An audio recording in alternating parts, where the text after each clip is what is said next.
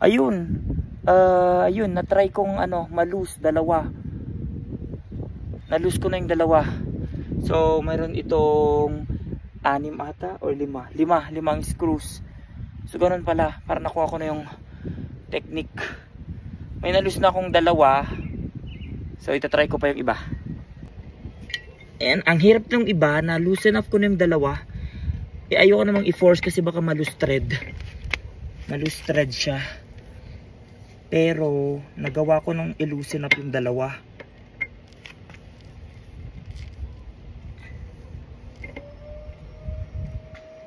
Ayaw eh.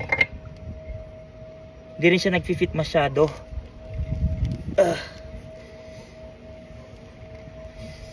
Ayokong i-force. Baka ma-loose thread, lalong hindi ma-unscrew. Ayan, unscrew.